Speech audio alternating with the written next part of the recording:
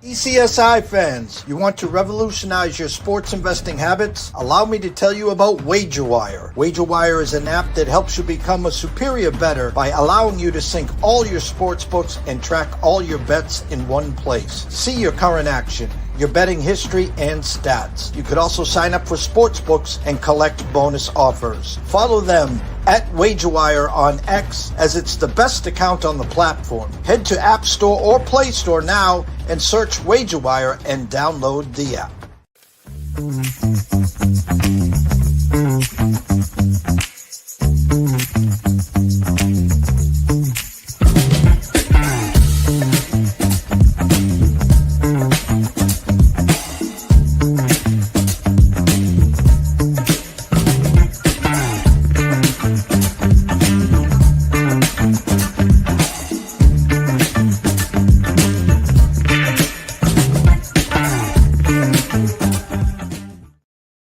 Good afternoon, sports fans from all around the globe. Yes, I'm back for the fourth time today, the last time till Black Friday. It's been an amazing morning. Shout out to Scotty Webb, Andrew McGinnis, Matt Grissom, as we've covered all the bases, pucks, props, thoughts, you name it, we've covered it. And now blessed and honored to have good friend and colleague, Mr. Ron Marmolevsky, live from LA, to talk some NCAA and NFL like no other. But first and foremost, a shout out to our proud sponsors and partnerships.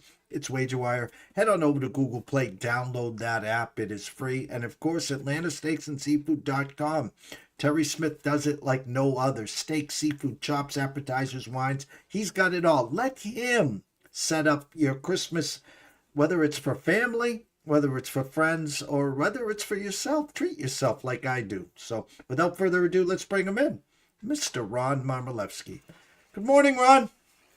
Good morning. Happy early Thanksgiving to you and to everybody watching live or watching not live. Maybe you catch us before Thanksgiving. Maybe you catch us while you're preparing the turkey. But happy to be here to talk football one more time before Thanksgiving. You know, Ron, 3 great games in the NFL, all teams fighting for playoffs but the Bengals, the return of Joe. And then on Friday, you got a Bears team that everyone wants to just throw under the bus, almost duplicating the run of the Patriots. And an Eagle team that got caught chewing their food up 21-0, and they forgot to come out second half. They lose 24-21. But we don't start in the NFL here. We always start in college. And it's rivalry week, and there are so many games that could cause that train wreck. We used to every year get at least one weekend where there was chaos. What a weekend this could be. If a Bama loses, an A&M loses, an Ole Miss loses, coaching carousels, Jim Mora to Colorado State out of nowhere. Okie State's got their guy. Arkansas's got their guy. But Lane Kiffin doesn't know where he's going. Yeah, it's crazy here. You know, I'm trying to prep for all the stuff that I need to do this week, last week of the year, with so much coming to a head. You know, I like to write. I haven't published as much of the writing, but I've got papers flying everywhere on this desk. I'm glad you don't see in the camera where you see all these papers and stuff like that. And one of the things, the exercises I like to do as I write for each week is what matters and what doesn't. And I'm looking at the SEC and I'm writing, frantic notes as to, well, this team needs to win. This team needs to win. How many bids are they going to have? It's really crazy. And all eyes are going to be on a number of teams in the SEC, plus what happens with Notre Dame, plus what happens in the Big 12, and plus what happens with Michigan. So we have a lot undecided, yet what are we, Wednesday now? So we're 72 to 80 hours away from deciding everything, but it's chaos right now. Well, let's start in the conference you didn't bring up, and that's the ACC, something that no one wants to talk about because everyone wants Miami in. Well, Miami's got to travel to Pitt, and Pitt looked like Dan Marino and world beaters last week in Georgia Tech, and now this Miami team must win, and not even potentially in the ACC title game where one of those two teams has to win and get in. I don't think many people want to see a two ACC team in the dance here, Ron.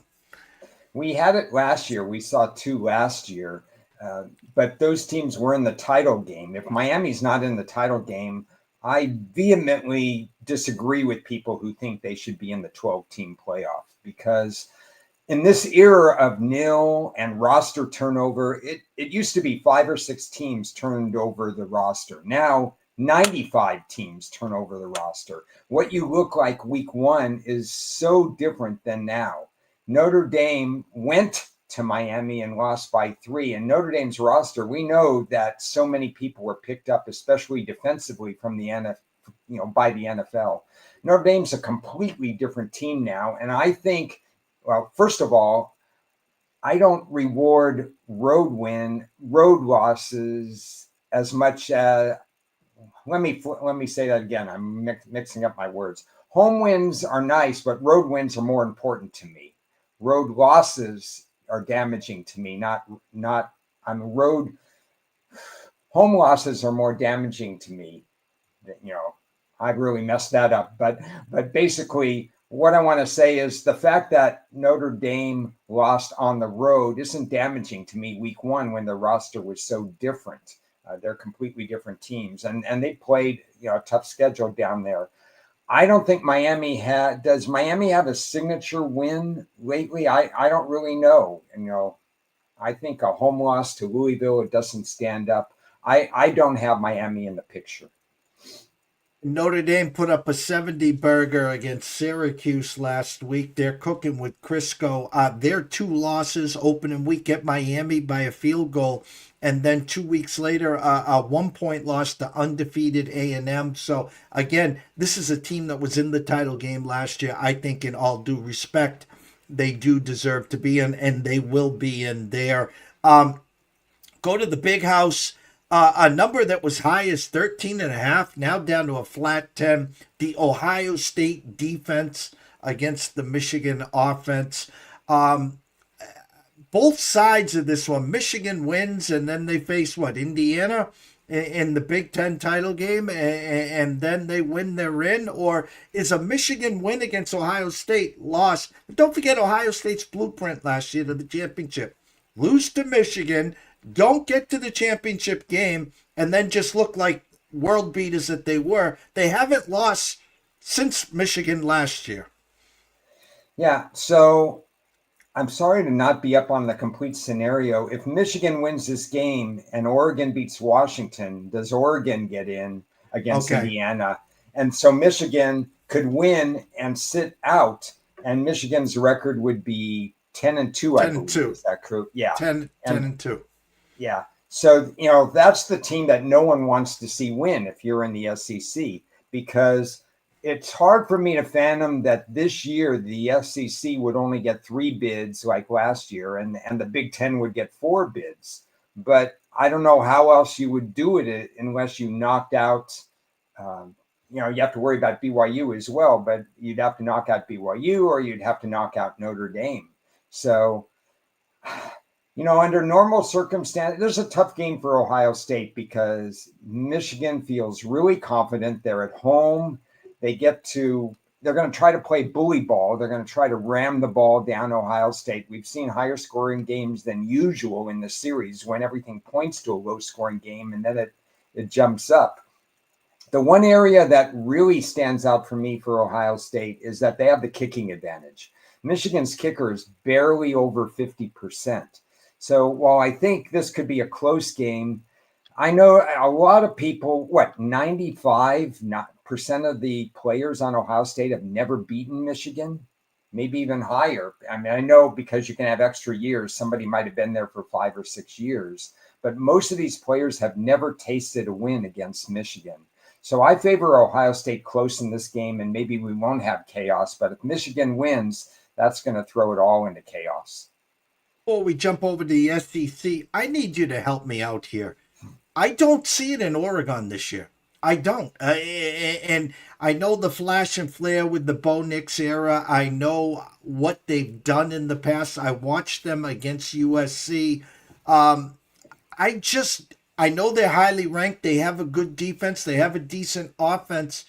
Why am I so bullish against the Ducks this year? What am I missing, Ron? Well, I don't think you're missing anything. They're just finding different ways to win. The Big Ten, and the SEC are considered rightfully so the hardest conferences and the tough conferences, but they're so big, 16 teams, 18 teams in the Big Ten, that you don't really play everybody in the conference that's necessarily at the top of the conference. When Oregon hosted Indiana, they, for all intent and purposes, weren't even in the game. Indiana handed it to them. And this game against Washington is going to be a tough game. It's at Washington. Washington has some injuries. Their running back Coleman is expected to play. We haven't seen Williams, their quarterback, get unleashed as much as we think we thought he would at the beginning of the year. But Washington has 8 wins; they're 8-3, so that's formidable. Most likely, Oregon still gets in if they lose this game, but the margin for error could be slim if a Michigan wins and if all these other teams win. Yeah, I think Oregon's vulnerable. But on the other hand, remember, they were undefeated last year. And then they lost the game that mattered. Went off the bye. They lost in the playoff. Part of me says they're gearing for the playoffs more for the regular season, and their season starts now. So maybe I'm wrong, maybe I'm right, but maybe they weren't all in, but now they're all in, and we'll see if they can turn on the switch and get hot. SEC, so many scenarios. Here comes this Texas team we've been waiting for.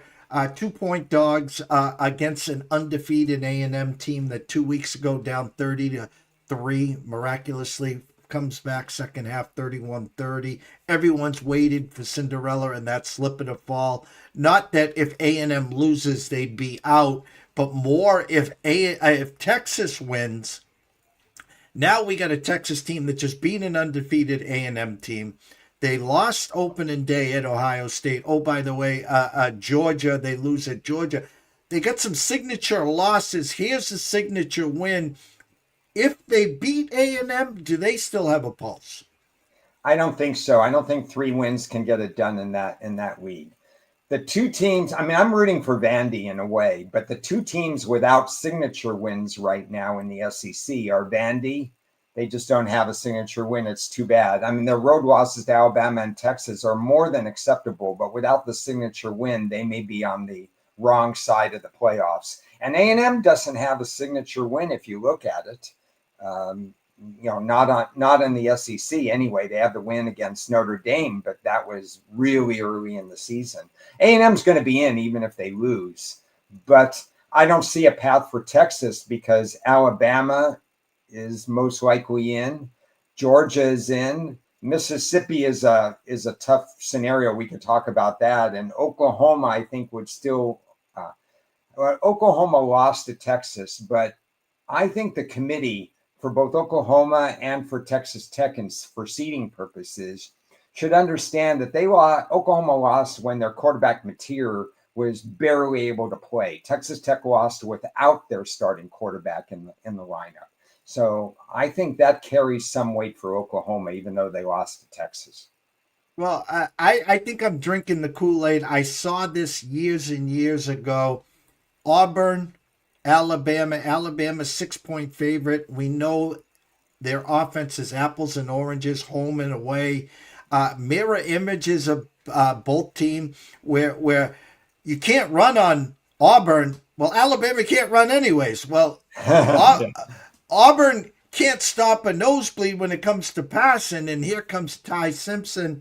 Here, a 6-point line. I think Auburn is a live dog. I know Alabama needs to win to get in. Alabama loses, they're out.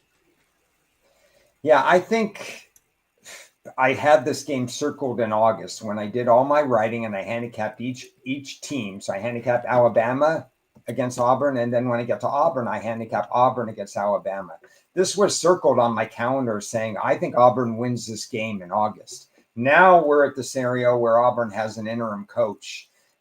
That doesn't mean they're not going to try in the Iron Bowl. There were books written solely on the Iron Bowl. I have one of them. I don't.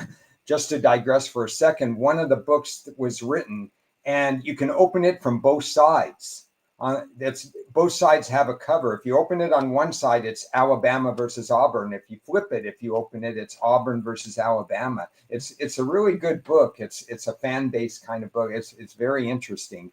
I mean, they 365 days of the year, it's normal, and then it's chaos, when Alabama plays Auburn. So it's a great rivalry. I still think Auburn I won't circle it as an automatic win with an interim coach in there, but I still think there's some matchup issues. For Alabama's going to be one-dimensional in this game, like you mentioned, and Auburn is probably going to have to overachieve offensively as well, because they don't have a cohesive offense. So I worry about their offense as well. They're going to have to make it, and the trenches in your face, a tough game. Alabama, if their quarterback does well in this game, it bodes well for his NFL future. I think it's going to be a tight game. I think I have to ask you this. I think obviously whoever wins the turnover battle, I mean Auburn's gonna really not have to. They can't turn the ball over. Number one, can they get Ty off of his spots?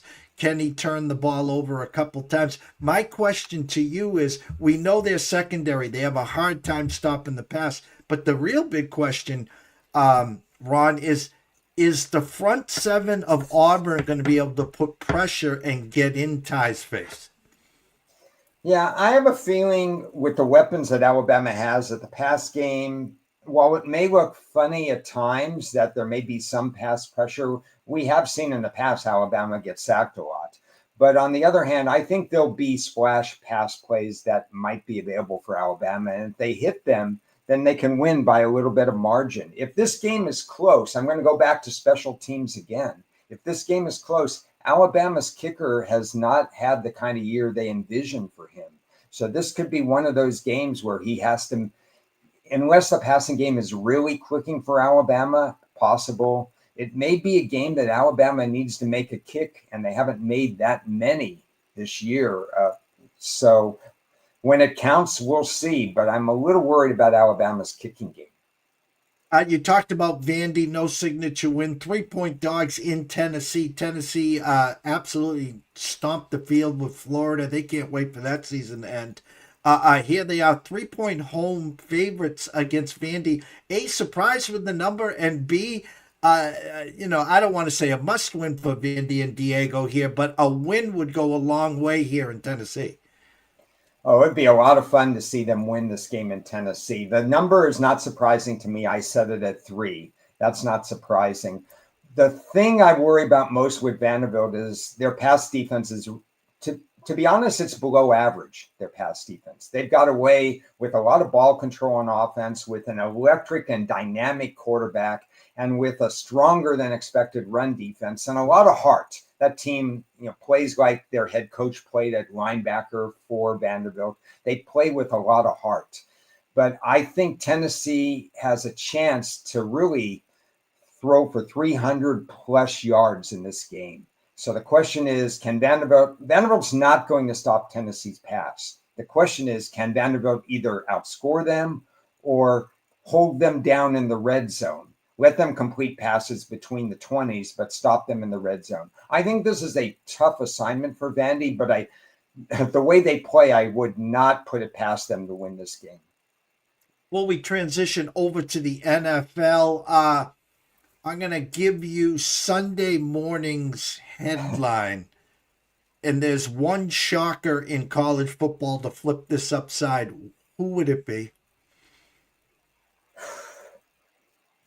Well, we haven't touched upon, and maybe we shouldn't, the Lane Kiffin mess. But it's such a distraction. I don't know if it's a shocker if Mississippi State beats them.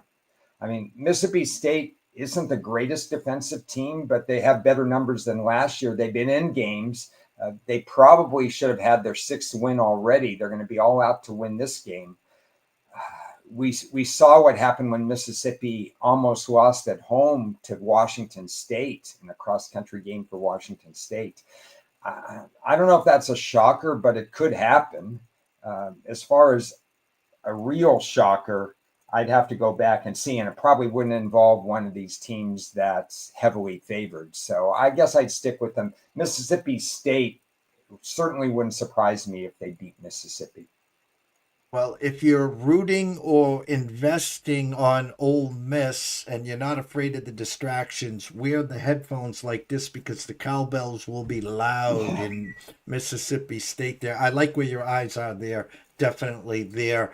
NFL, three great games on Turkey Day. Green Bay travels to Detroit, and the Lions are leaking oil. That line opened at 2.5. Finally went to 3 overnight at Circa with a 48. Kansas City travels to Dallas. Kansas City 3 minus 15 cents. There are a few 3.5s out there with a 52.5.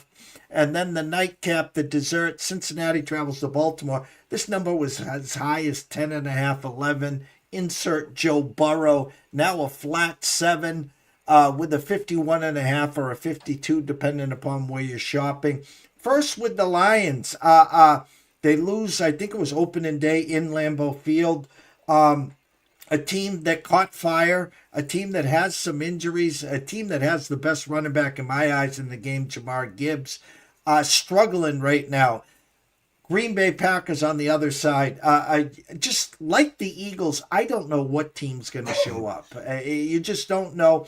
Kind of Jordan Love wants to emulate Jalen Hurts with that mentality. Nothing seems to faze him. A wide receiving core that's all banged up. Josh Jacobs nicked up.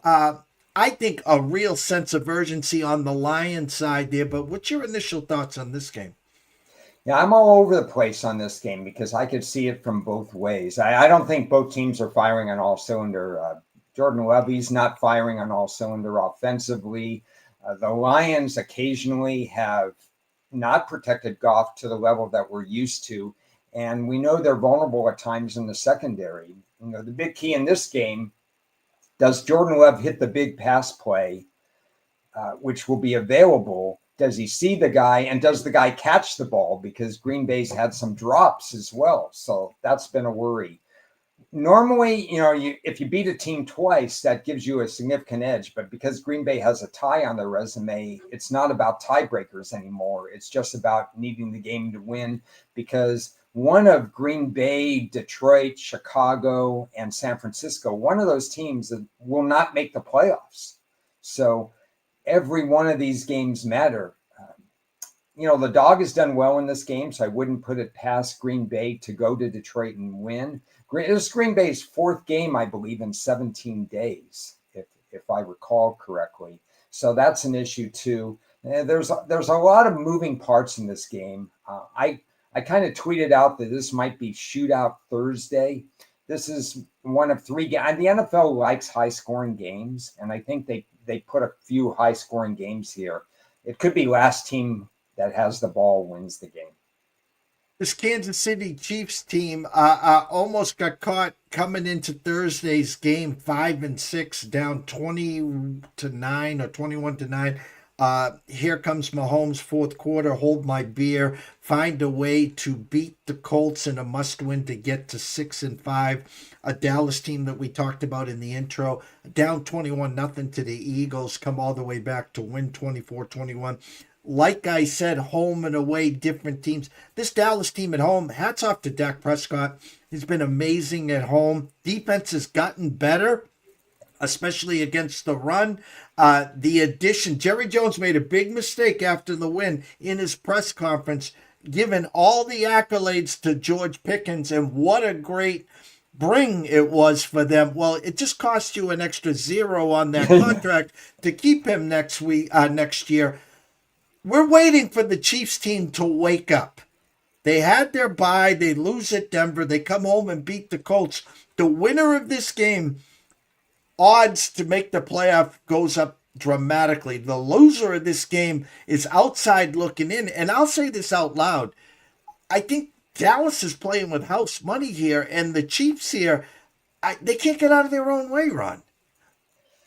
Well, I'm going to look at it and say that 20 teams in the NFL just sent one of the nastiest letters to Indianapolis for letting KC back in the playoff race. I mean, you don't want to see KC in the playoffs, regardless of how they're looking right now. And if they would have lost that game, and they should have lost that game to Indianapolis, they'd be sitting at 5-6, and it would be a steep road to climb with, needing at least 9 wins, probably 10 wins to get in, with a couple of divisional losses on their record as well. Now they're back in it. And Dallas, you're right. The acquisitions that they made at the trading deadline made their run defense better. They are playing with house money. Dak's had always been an efficient quarterback, and he has 2 really good receivers. It would help if CeeDee Lamb held onto the ball every once in a while. Their run game is a little bit underrated. Williams has a good yards per carry, so they could do some damage in this game. I have a sneaky feeling that Pat Mahomes puts up 300 plus in this game. I don't think they worry about KC doesn't run the ball that well anyway. Mahomes is practically their leading rusher. So I think you're going to see Mahomes throw the ball 40 plus times. I think you're going to see 300 plus yards. And I think you're going to see a wake-up call for Worthy and Brown and some of these other guys who could streak the field, and they're going to get open against Dallas. I think Dallas, again, in a high-scoring game, Dallas is going to have to go point for point with Kansas City in this game. My prevailing opinion, even though I don't see any edge in the stat sheet, I have no edge situationally. The number is correct. So I've done all my work on this game. But my intuition, I'm just kind of thinking we woke up Kansas City, and that's dangerous. Well, I'll throw out a Ron Marmolewski nugget special here. The Dallas Cowboys 2 Mondays ago traveled to Las Vegas and won, and then come back on Sunday and beat the Eagles, now playing on Thursday. If my math's correct, Ron, the rest factor, and Dallas will now have played 3 games in 10 days.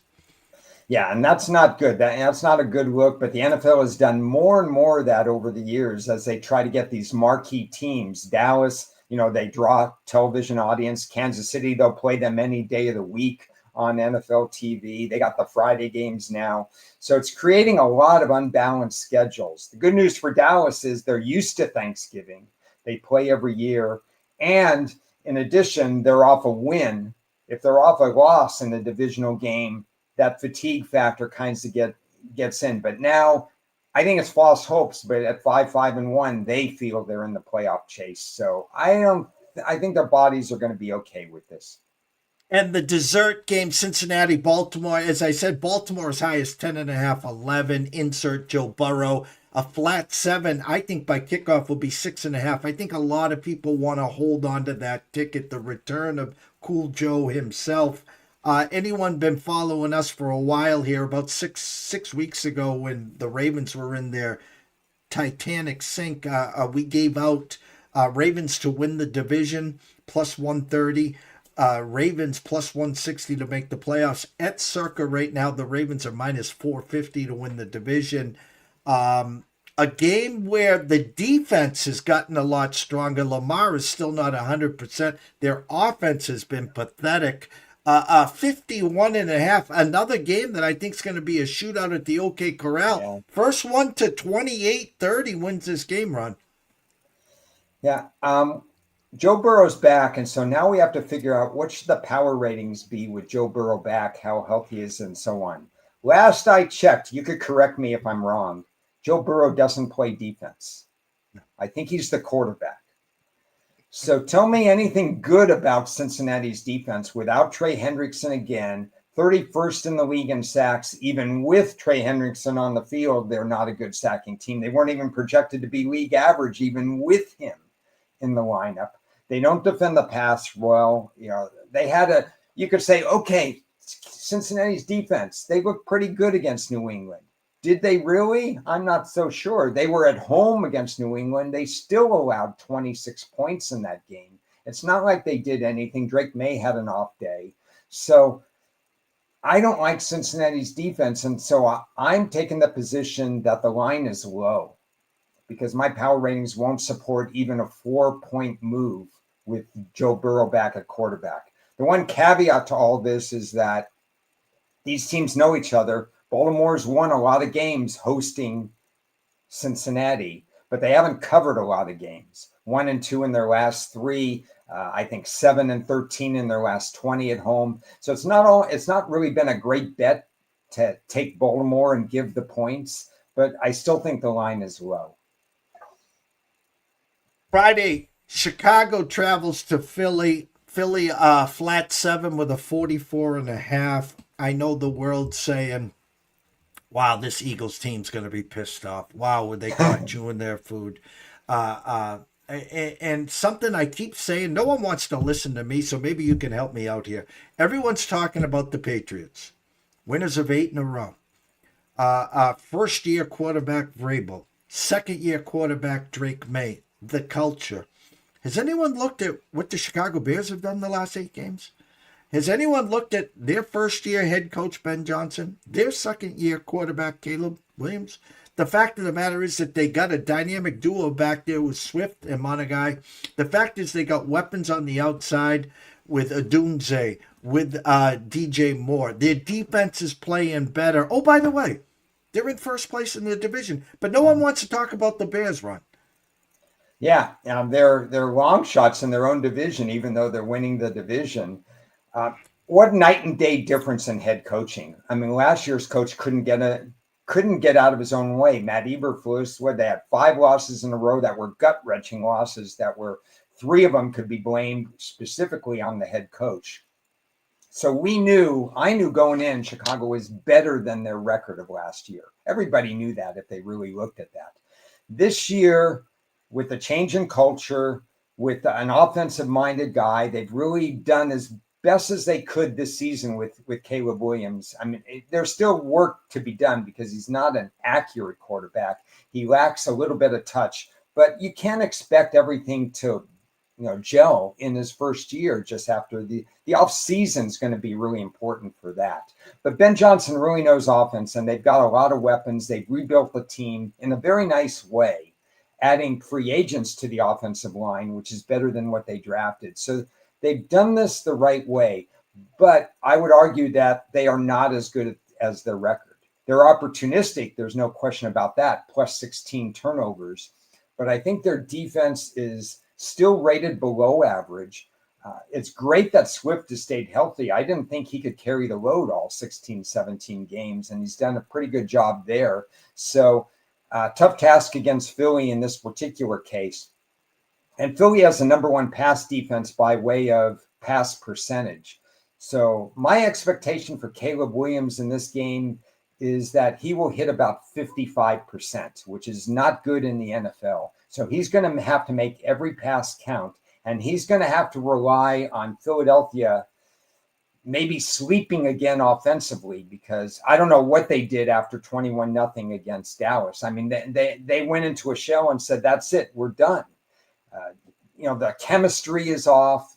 They force feed Brown one week, they ignore him the next week. They don't have a number 3 receiver they trust.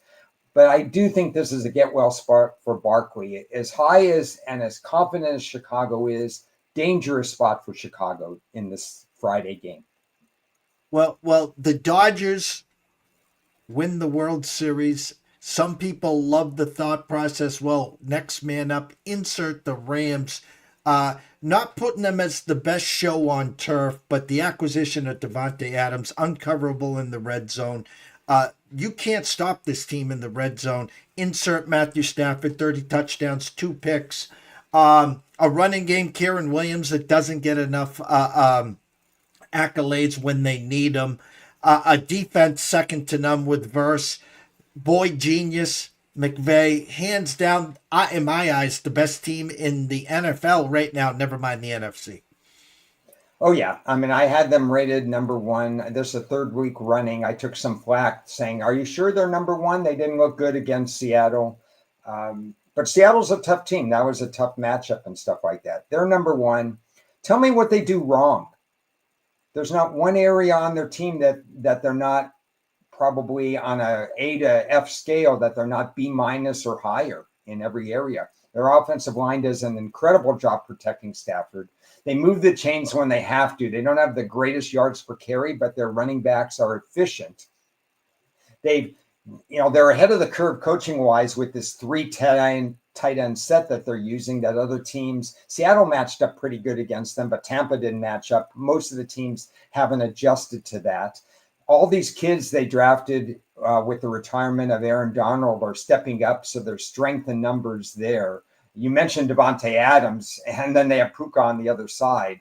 So, yeah, they're just the best team in the NFL right now. It's a loaded division. San Francisco's benefited from the fourth place schedule. Seattle's, very, very tough. But there's a difference between MVP Stafford and Sam Darnold in big games right now. Perception or reality, whatever you want to make of it, you trust Stafford more. And that's what makes LA the team to beat right now. Last note on the NFC here. I'm glad you brought up Seattle because I will say this. He who gets the number 1 seed will stay away from Seattle. So a couple weeks ago, here come the Rams, Seattle. Rams 2.5 gets bumped to 3 in some spots. 4 turnovers by Sam Darnold. That's the big game Sam Darnold that everyone wants to talk about. Just throwing it to the other team. Well, guess what? They lined up for a 61-yard field goal to win that game. Not tie that game, to win that game. And so my point is, if LA's got to travel to Philly for the championship game, we've seen that before. If Philly's got to travel to LA, well, warm weather, I would still give the edge to the Rams. The one team that the Rams or Philly don't want to see to get to that championship game is the Seattle Supersonics, Seattle Seahawks. You're probably right there. I think the only thing that they're missing is lack of recent playoff experience. And so do they go into a shell in the playoffs offensively and say, Sam Darnold, don't lose the game because we have enough other working parts that can get this done? Their defense is much better and so on and so forth. They're sacking people. Or do they play with the same aggression that they've been playing in the regular season, this time against playoff teams? And maybe they don't get the job done if Sam Darnold throws that second interception or something like that. But physically, this is a tough team. When Witherspoon is healthy on the back end, they've got some guys that they've had. Can't remember his name, but he's been there about 3 years on the defensive line that wrecks a lot of havoc. They have a tremendous wide receiver and so on. They have a lot of weapons. They're keeping Kenneth Walker healthy, which is unusual, but it's still 6-7 games to go. If they go into the playoffs healthy, they are going to be a team that no one wants to face. Yeah, of course, the year I got Charbonnet on every one of my fantasy teams, Kenneth Walker's got to stay healthy here. AFC, hail to the Patriots. It's the year of the Patriots. Again, Vrabel, May, Josh McDaniels, insert Trayvon Henderson, yada, yada, yada. They played the easiest schedule since 1970. Winners of 8 in a row. Last week, no Chase, no Hendrickson, no Burrow, no problem. Well, I love the Bengals here. They put up a good battle. They did cover. Monday night against the Giants, insert the wild card Jameis. The week before the bye. Let's get to 9 wins in a row and enjoy the bye week. No left tackle. Oh my God, brain fart here. 4th pick overall. Why am I drawing a brain fart here? Campbell. Yeah, I was going to say Henderson again. Will Campbell out, not IR, but out there. And then the left tackle, who high ankle sprains, which never end well. I think a dangerous spot for the Pats on Monday night, first of all, against the Giants, number one. Number two, they haven't had that injuries, the major injuries. Now you got left tackle and left guard. Could be problems down the road here. Yeah, cluster injuries to any key position, offensive line being one of them, is a danger. And you are right about their schedule. It's the second easiest schedule I've ever seen since I've been doing this. The Rams Super Bowl run had the easiest schedule.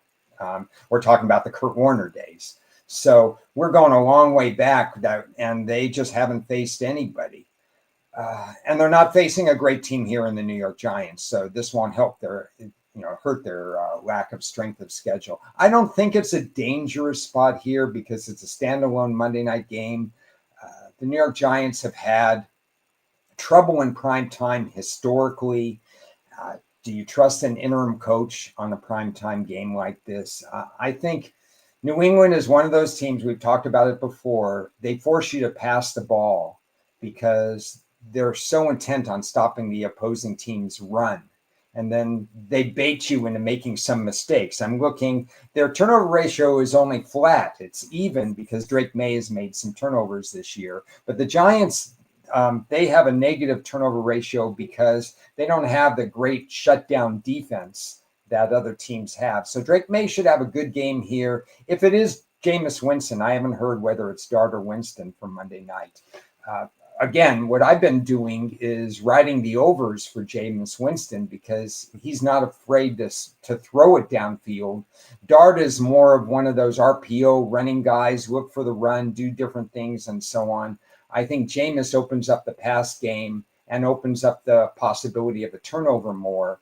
So he could do damage against New England if Jameis is in the lineup, but I think he's not going to have third and short a lot if the run game isn't working for the New York Giants.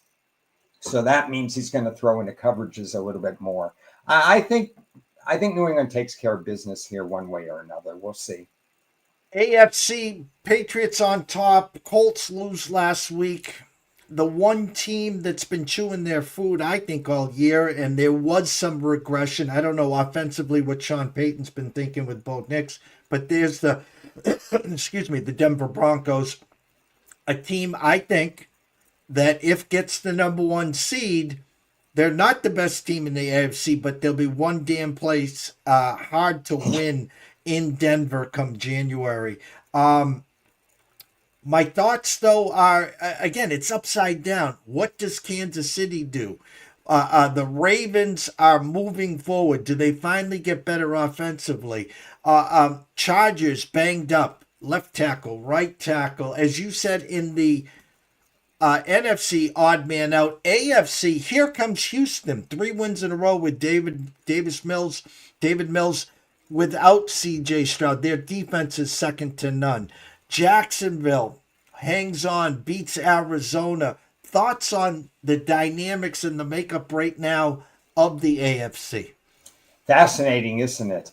So you have Josh Allen with Buffalo, Pat Mahomes with Kansas City, and Lamar Jackson and Baltimore. Nobody wants to play those teams and those quarterbacks in the playoffs, but they're all flawed right now. Kansas City's pass defense is very leaky right now. And once they get Worthy healthy, their offense is going to be fine, I think. But they had a couple of injuries, running back, offensive line, and so on. We know Buffalo struggled mightily defensively, and something's going on with Josh Allen as well. And then, talking about Baltimore, Lamar Jackson is restricted. He only runs out of necessity when it's important in the game flow. And their defense, historically different night and day nobody wants to play those teams. But I'm glad you mentioned Denver. Denver's played they had a mini bye. They had 10 days off. Then they played a game. Now they have 14 days off. This is the most rested team in football down the stretch. They also have one of the best records. And other than Pat Surtain, I'm not sure that they've had any other significant injuries, which means they're one of the healthiest teams in a league that, is more injury prone. Every other day, there's a hamstring issue. There's this, then that. And, New England, you mentioned a couple guys going down. Denver may be the healthiest team, the most rested team, and they have one of the best records right now. This is a very dangerous team. I'm starting to read the writing on the walls here, and I'm just looking at it from a clear eye. Smell the ammonia bottle, and it is setting up to me that I think Denver will find a way to get that one spot. They'll get the bye, another week off, Ron, and they'll just be sitting there waiting for one of the tomato cans. But the problem is this year is those tomato cans could be the Chiefs. It could be the Ravens, or it could be Josh Allen. We're back in the Patriots' 2-decade run. Bye week, in comes the Titans, 11-point underdogs, win 40-10. And then the one big signature game against a formidable opponent. I think Denver's sitting that way right now. Yeah, so this is a weird thought that I'm having right now. I don't think they fear Kansas City. They've beaten them a couple of times in a row at home. I don't. If the Chargers got that far, Chargers are not in good position tiebreaker wise, losing to Jacksonville and stuff, and they're not going to fear Jacksonville. I don't think they're going to fear the Chargers in cold weather at Denver and stuff like that. Buffalo, I think they can do some damage against that, that particular defense, and they can harass Josh Allen with their pass rush. There's two teams that worry me, and they're not the two teams that fall off the tip of anybody's tongue. I think New England is a matchup problem a little bit for Denver if they have to go there. They're a cold weather team. And I don't even know if Houston makes the playoffs. They're a long shot to make the playoffs. But if I'm Denver, that's the last defense I want to play is Houston. So I think there's a nice path for Denver, but it's these other teams. If New England, of course, if New England has the number one seed, they'd have to go to New England.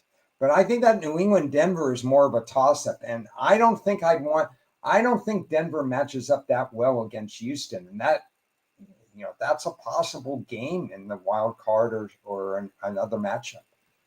Well, we have weeks to figure that out. We have turkeys and all the fixins to get ready. As we always wrap up this segment of the show, I give you that nice little tight 7.5-yard button hook for Ron's closing thoughts.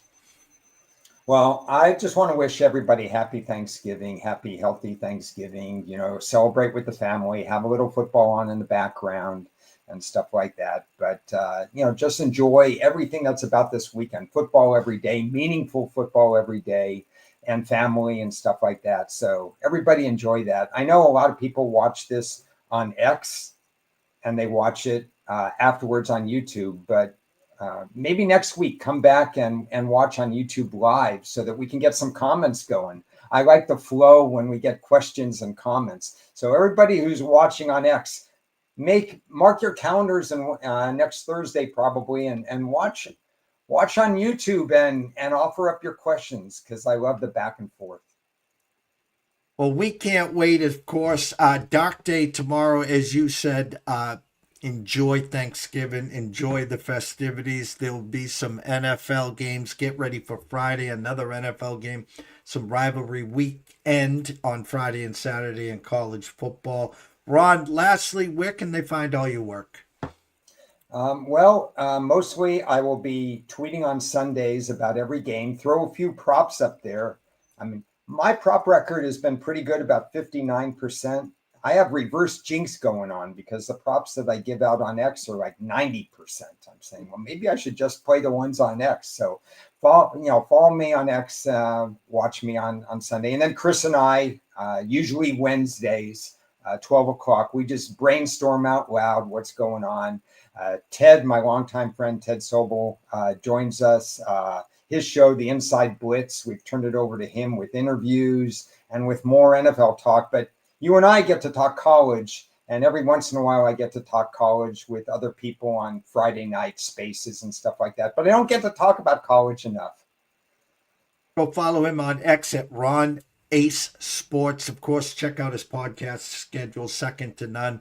Everyone else watching and listening, we can't thank you enough. Russell, if you're there, happy Thanksgiving, and all the fellow followers that follow us week to week here. A lot of football left this weekend in college. Will open up the doors. Next weekend will be the championship weekend, which will then give us a break before the bowl games and the final 12 there. So for myself, Jeff Dawson at EC Sports of us, the one and only Mr. Ron Marmolewski at Ron A Sports, we wish everyone a blessed day. Have an amazing Thanksgiving, and make sure you come on back on Friday. Stay tuned.